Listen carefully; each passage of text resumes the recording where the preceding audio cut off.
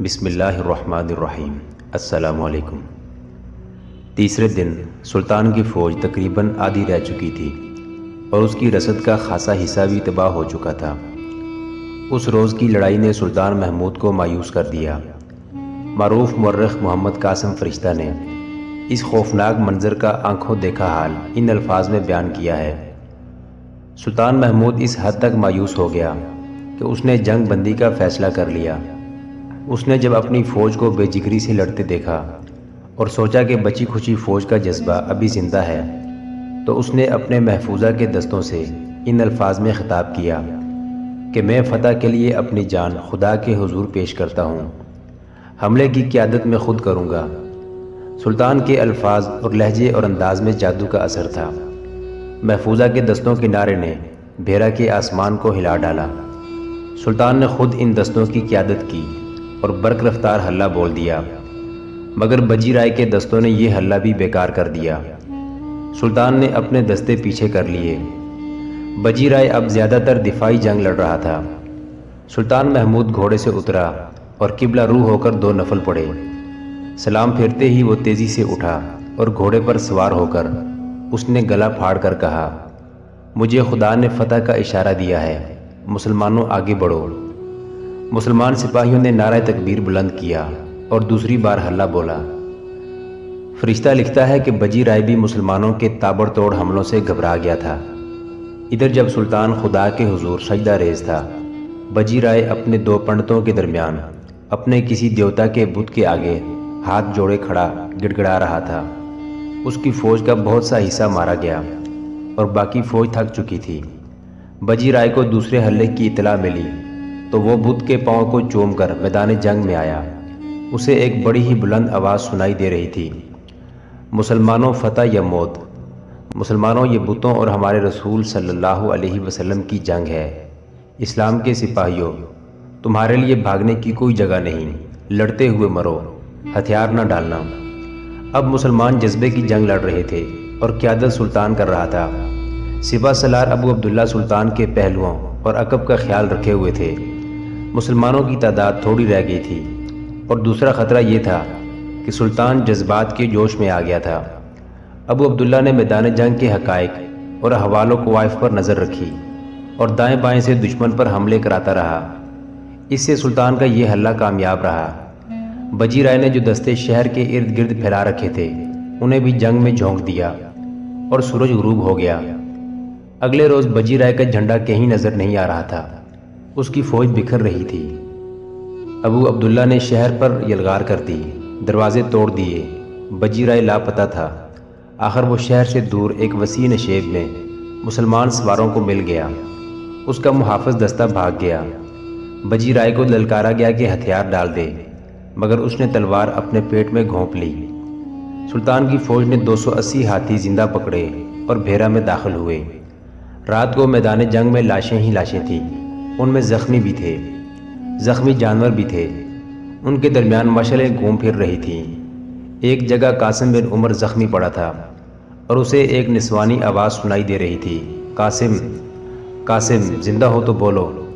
بھیرا کی وہ رات آج کی راتوں کی طرح پرسکون اور خاموش نہیں تھی۔ 975 سال پہلے بھیرا کی اس رات کے چاند کا رنگ بھی لال تھا۔ اس چاند کے آگے محمود غزنوی کی فوج کے گھوڑوں اور پیادوں کی 3 دنوں اور راتوں کی اڑائی ہوئی گرد نے پردہ سا ڈال رکھا تھا، اور اس میں سے چھن چھن کر آتی چاندنی میں دور دور تک ہزاروں زخمی تڑپ رہے تھے اور ہزاروں لاشیں بکھری ہوئی تھیں۔ زخمیوں کی آہ و بکا سے، زخمی گھوڑوں کی کربناک اور بھیانک چیخوں جیسی ہنہناہٹ اور ہاتھیوں کی چنگاڑ سے رات کانپ رہی تھی۔ میلوں وسیع میدان میں جیسے لہو کا موسلادھار میںہ برس گیا تھا۔ آج وہاں خون کا نشان تک نہیں رہا۔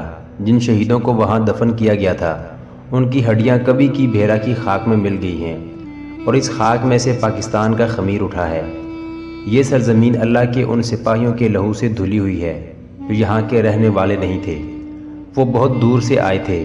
وہ غزنی کی زمین کے سپوت تھے جنہوں نے بھیرا کی ان مسجدوں میں اذانیں دیں جنہیں ہندوؤں نے مسلمانوں کی دل آزاری کے لیے بت خانے اور استبل بنا رکھا تھا۔ انہوں نے محمد بن قاسم کے نعروں کو زندہ کیا تھا۔ زخمی مجاہدین کراہتے تھے تو یہی گمان ہوتا تھا کہ ان کے سینوں سے اللہ اکبر کے نعرے امڑ رہے ہوں، اور جب کسی زخمی مجاہد کے جسد خاکی سے روح نکلنے لگتی تھی تو وہ اپنے عزیزوں کا نہیں اللہ کا نام لیتا تھا۔ لا ریب وہ ایمان والے تھے، وہ جذبہ اسلام سے سرشار تھے، وہ تراشے ہوئے ان پتھروں کو ضرب کلیمی سے توڑنے آئے تھے جنہیں گنگا جمنا کے پجاریوں نے خدا بنا رکھا تھا۔ وہ اسلام کی ان بیٹیوں کی عصمت کی پاسبانی کے لیے آئے تھے جنہیں ہند کے راجاؤں اور رعایا نے اپنی لونڈیاں سمجھ رکھا تھا۔ 975 سال پہلے کی اس رات اسلام کی آبرو کے پاسبانوں کے جسموں سے لہو نکل رہا تھا، اور جو زندہ سلامت تھے وہ لاشوں کو اور زخمیوں کو مشعلوں کی روشنی میں پہچان اور اٹھا رہے تھے۔ دور دور تک پھیکی پھیکی بجھی بجھی چاندنی میں مشعلوں کے شعلے تیر رہے تھے۔ دونوں فوجوں کے زخمیوں کی آہ بکا، زخمی گھوڑوں اور ہاتھیوں کے قیامت خیز شور و غل میں ایک نسوانی آواز سنائی دے رہی تھی، قاسم، قاسم کہاں ہو؟ زندہ ہو تو بولو، مجھے آواز دو۔ اور مشعلوں کی کہکشاں میں ایک مشعل بے تابی سے ادھر ادھر بھاگ دوڑ رہی تھی، کہیں رکتی تھی، اس کا شعلہ نیچے کو ہوتا تھا، مایوسی سے اوپر اٹھتا تھا، اور بے قراری سے موت کے میدان میں بھاگتا دوڑتا نظر آتا تھا۔ قاسم بن عمر موت کے اس میدان میں کہیں زخمی پڑا تھا، اس کا سارا جسم چھوٹے بڑے زخموں سے کٹا پڑا تھا۔ اسے دور کی یہ آواز قاسم قاسم کبھی کبھی سنائی دیتی، اور اسے یہ آواز لہو اور گرد سے بوجھل فضا میں تیرتی محسوس ہوتی تھی۔ کبھی وہ اس آواز کو اگلے جہان کی آواز سمجھ لیتا اور سکون کا سانس لیتا تھا کہ وہ اپنے باپ کے گناہ کا کفارہ ادا کر کے اور اپنا فرض پورا کر کے خدا کے حضور آیا ہے اور اسے فرشتے پکار رہے ہیں۔ پھر اسے یہ آوازیں اپنی ماں کی محسوس ہونے لگیں۔ اسے یاد آ گیا کہ اس کے باپ نے سلطان سے غداری کی اور کامیاب ہونے سے پہلے ہی پکڑا گیا تھا، اور اس نے اپنی تلوار اپنے ہی پیٹ میں گھونپ کر خودکشی کر لی تھی۔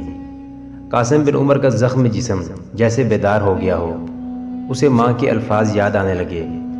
ماں نے اسے اس کے باپ کے پیٹ سے نکالی ہوئی تلوار دے کر کہا تھا، میں تمہارے سینے میں دشمن کی تلوار اتری ہوئی دیکھنا چاہتی ہوں، لیکن اس سے پہلے تم اس تلوار سے اپنے جیسے 100 دشمنوں کو کاٹو گے۔ قاسم بن عمر کو یہ بھی یاد آیا کہ اس نے یہ تلوار جس سے اس کے باپ نے خودکشی کی تھی اپنی ماں کی طرف پھینک کر کہا تھا، یہ تلوار مجھے نہ دو ماں، اس پر جو خون لگا ہوا ہے اس میں شراب کی ملاوٹ ہے، تلوار ناپاک ہو چکی ہے۔ اور وہ جب اپنی فوج کے ساتھ پشاور سے کوچ کر کے آ رہا تھا تو ماں نے اس کے بازو کے ساتھ قرآن کی ایک آیت کا تعویذ باندھ کر کہا تھا، الوداع میرے بیٹے، زندہ واپس آؤ گے تو ماں کو خوشی ہوگی، تمہاری لاش آئے گی تو ماں بہت زیادہ خوش ہوگی، لیکن میں فتح کی خبر سنوں۔ اسے یہ بھی یاد آیا کہ اس کی ماں نے اس کے سپہ سالار ابو عبداللہ محمد عطائی سے کہا تھا کہ میں اپنے اس اکلوتے بیٹے کو خدا کی راہ میں قربان کر کے اس کے باپ کے گناہ کا کفارہ ادا کرنا چاہتی ہوں۔ قاسم بن عمر کے جسم سے خون نکلتا جا رہا تھا، وہ خون سے تر زمین پر نہیں شہادت کی گود میں پڑا تھا۔ جوں جوں یادیں آوازیں بن کر اس کے ذہن کے پردوں سے ٹکراتی جا رہی تھی، اس کا دماغ بیدار ہوتا جا رہا تھا، اور یہ سوال اسے پریشان کرتا جا رہا تھا، کیا ہم نے فتح حاصل کر لی ہے؟ کیا میں نے باپ کا کفارہ ادا کر لیا ہے؟ اور پھر بہت سے سوال اس کے ذہن میں رینگنے لگے۔ سلطان محمود کہاں ہیں؟ سالار ابو عبداللہ کہاں ہیں؟ میرے جانباز جیش کے مجاہدین کہاں ہیں؟ وہ سب پکڑے تو نہیں گئے، مارے تو نہیں گئے، سلطان پسپا تو نہیں ہو گئے، بھیرا قلعہ سر ہوا تھا یا نہیں؟ میری خون آلود تلوار میری ماں تک کون پہنچائے گا؟ کون اسے بتائے گا کہ تیرے بیٹے نے اس تلوار سے اپنے آپ کو نہیں سینکڑوں کفار کو ہلاک کیا ہے؟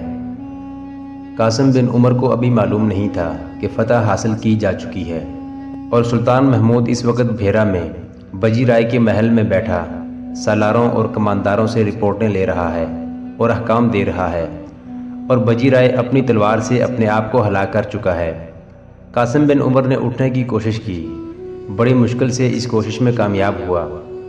اس نے ہر سو دیکھا، اسے بے شمار مشعلیں گھومتی پھرتی نظر آئیں، چاندنی جو بجھی بجھی تھی بالکل ہی پھیکی پڑ گئی۔ اسے پھر نسوانی آواز سنائی دی، قاسم، قاسم کہاں ہو؟ آواز دور تھی۔ اسے ایک مردانہ آواز سنائی دی، یہ لڑکی کسے ڈھونڈ رہی ہے؟ کوئی اس کے ساتھ ہو جاؤ، اسے یہاں سے لے جاؤ۔ قاسم بن عمر کی لاش تلاش کر رہی ہے، اسے کہو ہم زخمیوں اور لاشوں کو اٹھا رہے ہیں۔ دیکھو یہ کون ہے؟ یہ لوگ غزنی کی زبان بول رہے تھے۔ قاسم بن عمر نے بلند آواز سے انہیں بتانا چاہا کہ یہاں ہے، مگر اس کی آواز اسے خود بھی نہ سنائی دی۔ نقاہت زیادہ تھی اور جنگ کے بعد کا بھیانک شور و غوغا بڑھتا جا رہا تھا۔ مشعلیں دور تو نہیں تھیں، لیکن اس کے لیے کوسوں دور تھیں، کیونکہ وہ چل نہیں سکتا تھا۔ وہ 2-3 قدم ہی چلا ہوگا، ایک لاش سے ٹھوکر کھا کر منہ کے بل گرا۔ اس نے پھر اٹھنے کی کوشش کی، مگر بڑی مشکل سے بیٹھ سکا۔ اسے سسکی کی طرح آواز سنائی دی، پانی۔ اس نے دیکھا کہ اس کے سامنے ایک زخمی پڑا تھا۔ اس نے آب نہیں پانی کہا تھا۔ قاسم سمجھ گیا کہ ہندوستانی سپاہی ہے۔ قاسم کی ماں ہندوستانی تھی، اس لیے وہ اس ملک کی زبان سمجھتا تھا۔ اس ہندوستانی نے اس سے پانی مانگا تو قاسم بن عمر کو پیاس کا احساس ہونے لگا۔ اسے کچھ یاد نہیں تھا کہ اس نے کب پانی پیا تھا۔ اس کے ذہن پر ماں غالب تھی اور فتح۔ وہ ہرابل میں رہا۔ اس کے جیش نے چھاپا مار حملہ کیا تو قاسم بن عمر اس حملے میں بھی شامل تھا۔ وہ سلطان ہی کی طرح بھوک اور پیاس سے بے نیاز تھا۔ اس کی فوج ختم ہو رہی تھی اور پلہ ہندوستانیوں کا بھاری تھا۔ فتح دور ہٹتی جا رہی تھی۔ تم کون ہو؟ اسے آواز سنائی دی۔ بھگوان کے نام پر میرے منہ میں پانی کے 2 قطرے ڈال دو۔ اور سپاہی کی سسکیاں نکلنے لگیں۔ یہ شدید درد کی سسکیاں تھیں۔ بھگوان کا نام سن کر قاسم بن عمر کو آگ لگ گئی۔ اس نے تلوار نکالنی چاہی تو نیام خالی تھی۔ تلوار کہیں گر پڑی تھی۔ اس نے خنجر نکال لیا۔ عین اس وقت اسے زخمی سپاہی کی درد سے کراہتی ہوئی آواز سنائی دی، تم شاید مسلمان ہو؟ ہاں میں مسلمان ہوں، قاسم بن عمر نے خنجر نیام میں ڈالتے ہوئے کہا۔ مسلمان اپنے دشمن کو پیاسا نہیں مارا کرتا، اور بھگوان تمہیں پانی پلانے نہیں آئے گا، مگر میرے پاس پانی نہیں، میں تمہیں پیاسا نہیں مرنے دوں گا، ذرا انتظار کرو، میرے آنے تک زندہ رہنا۔ وہ اٹھا اور چلا، مگر ٹانگیں لڑکھڑانے لگیں۔ بیٹھ کر پاؤں پر سرکتا قریب ایک لاش کے پاس جا رکا۔ لاش کے ساتھ پانی کی چھوٹی سی چھاگل بندھی ہوئی تھی۔ اس نے چھاگل کھولی اور سرکتا ہوا زخمی ہندوستانی کے پاس گیا۔ بولا منہ کھولو۔ تم مسلمان ہو؟ ہندوستانی نے پوچھا۔ ہاں میں مسلمان ہوں۔ پھر رہنے دو، ہندوستانی سپاہی نے کہا، میں پانی نہیں پیوں گا۔ اتنی نفرت؟ قاسم بن عمر نے سوچا، ہندو مسلمانوں کو اتنا ناپاک سمجھتے ہیں کہ مر جانا قبول کر لیتے ہیں، مگر مسلمان کے ہاتھ کا پانی نہیں پیتے۔ پھر اپنے بھگوان کو آواز دو، قاسم نے کہا، اگر بھگوان کی خاطر لڑے تھے تو انتظار کرو، شاید تمہیں پانی پلانے آ جائے۔ میں خدا کے نام پر لڑتا رہا ہوں، میرا جسم کیما بن گیا ہے، لیکن مجھے پیاس نہیں لگی، خدا نے میری روح کو تر بتر کر رکھا ہے۔ ہندو نے آہستہ آہستہ ہاتھ بڑھایا اور چھاگل اپنی طرف گھسیٹ لی۔ قاسم نے چھاگل اٹھا کر اس کے منہ سے لگا دی۔ ہندو آدھی چھاگل پی گیا۔ جنگ کا فیصلہ کیا ہوا ہے؟ قاسم بن عمر نے پوچھا۔ تم کچھ جانتے ہو؟ میں معمولی سا سپاہی نہیں، ہندوستانی نے جواب دیا، 200 سپاہی میری کمان میں ہوتے ہیں، میں راجہ کے مرنے کے بعد زخمی ہوا تھا۔ ہمارا سلطان کہاں ہے؟ شہر کے اندر ہوگا، ہندوستانی نے جواب دیا۔ اور سنو، تم نے مجھے پانی پلایا ہے، میں مر رہا ہوں، تمہیں ایک بات بتا دوں، ہمیشہ یاد رکھنا، میری قوم پر کبھی بھروسہ نہ کرنا، یہ ہمارا دھرم ہے کہ مسلمان کو ختم کرنا ہے۔ ہم یہاں کے مسلمانوں کو پریشان بھی کرتے رہے ہیں اور ان میں سے کئی ایک کو اپنا دوست بھی بنا لیا ہے۔ ہمیں پنڈتوں نے بتایا ہے کہ مسلمانوں کے ساتھ تمہاری جنگ مذہب کی جنگ ہے جو اسلام کے خاتمے تک لڑی جائے گی۔ یہ جنگ ہمارے مرنے کے بعد بھی لڑی جاتی رہے گی۔ قاسم بن عمر بیدار ہوتا جا رہا تھا اور ہندوستانی کی آواز دبتی جا رہی تھی، اور پھر اس کی آواز بالکل خاموش ہو گئی۔ اس کے جسم سے خون کا آخری قطرہ بھی نکل گیا تھا۔ سلطان محمود غزنوی جب بھیرا شہر میں فاتح بن کر داخل ہوا تھا تو شہر کے مسلمان مرد، عورتیں اور بچے باہر نکل آئے تھے۔ وہ خوشی سے چیخ اور چلا رہے تھے۔ بعض سلطان کے گھوڑے کے آگے لیٹ جاتے تھے۔ سلطان پر رکت طاری ہو گئی تھی۔ اس نے اس خطے کے مسلمانوں کو غلامی سے آزاد کرایا تھا، لیکن اس کی توجہ کسی اور طرف ہو گئی۔ شہر کے ہندو اپنے بال بچوں کو ساتھ لیے سروں پر گٹھڑیاں اور بکس اٹھائے شہر سے جا رہے تھے۔ عورتیں اور بچے رو رہے تھے۔ روک لو انہیں، سلطان نے حکم دیا، سورج غروب ہو رہا ہے، یہ کہاں جائیں گے؟ ہم کسی کو اجاڑنے نہیں آئے، ہم شہر کو لوٹ نہیں رہے، آگ نہیں لگا رہے۔ روک لو انہیں اور انہیں کہو کہ یہ میدان جنگ سے اپنی فوج کے زخمیوں کو اٹھا کر ان خیموں تک پہنچائیں جن میں زخمیوں کی مرہم پٹی ہو رہی ہے۔ ہمارے پاس اس کام کے لیے اتنے آدمی نہیں، جو ہیں وہ اپنے زخمیوں اور لاشوں کو اٹھا رہے ہوں گے۔ یہ لوگ اپنے زخمیوں کو اٹھائیں۔ شہر سے جانے والے ہندوؤں کو روک لیا گیا، وہ بہت ڈرے ہوئے تھے۔ انہیں یقین دلایا گیا کہ یہ جنگ ان کے راجا اور فوج کے خلاف تھی، شہریوں کا اس کے ساتھ کوئی تعلق نہیں۔ شہر میں یہ اعلان بھی کر دیا گیا کہ ہندو شہری میدان سے اپنے زخمیوں کو اٹھائیں اور اپنے سپاہیوں کی لاشیں بھی اٹھا کر جلا سکتے ہیں۔ یہ اعلان مسلمانوں نے بھی سنا۔ وہ سلطان کی فوج کے زخمیوں کو اٹھانے، انہیں پانی پلانے اور ان کی مرہم پٹی کرانے کے لیے شہر سے نکل گئے۔ ان کے ہاتھوں میں مشعلیں تھیں۔ رات گہری ہو گئی تھی، ان کی عورتیں بھی میدان میں چلی گئیں۔ اس اعلان کے فوراً بعد شہر کے بڑے پنڈت نے اپنے چیلوں کے ذریعے شہر کے بہت سے ہندوؤں کو مندر میں بلا لیا۔ یہ لوگ جب مندر میں گئے تو مندر کی گھنٹیاں خاموش تھیں، سنگ خاموش تھے، بت اور مورتیاں اداس تھیں۔ بہت سارے ہاتھوں والی دیوی کا بت مسکرا رہا تھا، لیکن یہ مسکراہٹ کھسیانی تھی۔ مندر پر موت کا سکوت طاری تھا۔ پنڈت نے کوئی اشلوک نہ پڑھا، اس نے پرارتھنا کی۔ اس کے چہرے پر سنجیدگی کے گہرے تاثرات تھے۔ ہماری فوج ہار گئی ہے، پنڈت نے کہا، ہم نہیں ہارے۔ مسلمانوں کے سلطان نے ہمیں شہر میں رہنے کی اجازت دے دی ہے اور یقین دلایا ہے کہ مسلمان فوجی ہمیں پریشان نہیں کریں گے۔ اگر وہ شہر کو لوٹنا اور جلانا چاہتے تو اب تک یہ کام کر چکے ہوتے۔ ہم اس صورتحال سے فائدہ اٹھا سکتے ہیں اور شکست کا انتقام لے سکتے ہیں۔ رات گہری ہو گئی ہے، ہم اپنا کام آسانی سے کر سکتے ہیں۔ سلطان نے آپ سب کو اپنی فوج کے زخمیوں اور لاشوں کو اٹھانے کی اجازت دے دی ہے۔ آپ لوگ اس کام کے لیے چلے جائیں، مشعلیں ساتھ لے جائیں۔ مسلمانوں نے فتح تو حاصل کر لی ہے، لیکن ان کی فوج آدھی سے بھی کم رہ گئی ہے۔ اس میں سے زیادہ تر نفری زخمی ہے۔ جو زخمی چل سکتے تھے وہ چل کر آگے ہیں، باقی سب میدان جنگ میں پڑے ہیں۔ آپ اپنے زخمی اٹھانے کے لیے جائیں، کلہاڑیاں، تلواریں اور خنجر ساتھ لے جائیں۔ ہندو اور مسلمان فوجی کو پہچاننا مشکل نہیں۔ جو مسلمان زخمی اٹھ اور چل نہیں سکتے انہیں وہیں ہلاک کر دیں۔ اگر یہ زخمی مرہم پٹی کے لیے پہنچ گئے تو چند دنوں میں ٹھیک ہو جائیں گے اور یہ ہندوستان اور ہمارے مذہب کے لیے بہت خطرناک ثابت ہوں گے۔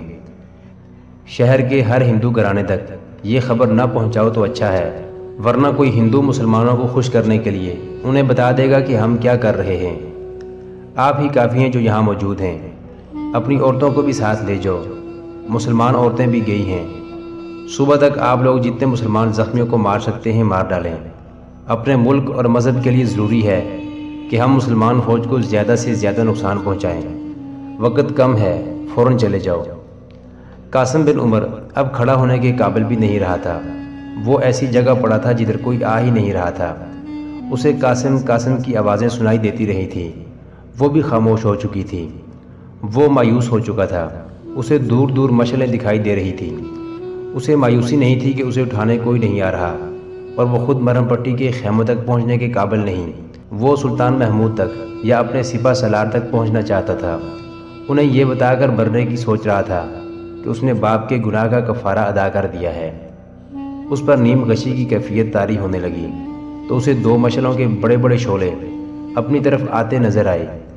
وہ اٹھ بیٹھا اور ان کا انتظار کرنے لگا۔ اس نے اپنے آپ کو ہوش میں رکھنے کی کوشش کی۔ یہ اس کی اپنی فوج کے آدمی ہو سکتے تھے۔ اسے نسوانی پکار ایک بار پھر سنائی دی، قاسم قاسم، زندہ ہو تو بولو۔ وہ بول نہ سکا۔ دو مشعلیں اس کے قریب اس طرح آ رہی تھی کہ رکتی تھی، جھکتی تھیں، اوپر اٹھتی تھیں اور آہستہ آہستہ آگے بڑھتی تھیں۔ پھر وہ آدمی اس کے قریب آ کر رک گئے۔ دونوں پہلو بہ پہلو کھڑے تھے، دونوں کے ہاتھوں میں مشعلیں تھیں۔ قاسم بن عمر کو ان میں سے ایک کی دبی دبی سی آواز سنائی دی، مسلمان ہے، 13واں ہے، ہماری نہیں سمجھتا۔ ہاں میں مسلمان ہوں، قاسم نے نحیف آواز میں کہا، مجھے فتح کی خوشخبری سناؤ۔ تم اس شہر کے آدمی معلوم ہوتے ہو، تم میری زبان نہیں بول سکتے، میں تمہاری زبان بول اور سمجھ سکتا ہوں۔ دونوں نے ایک دوسرے کی طرف دیکھا، دونوں مسکرائے۔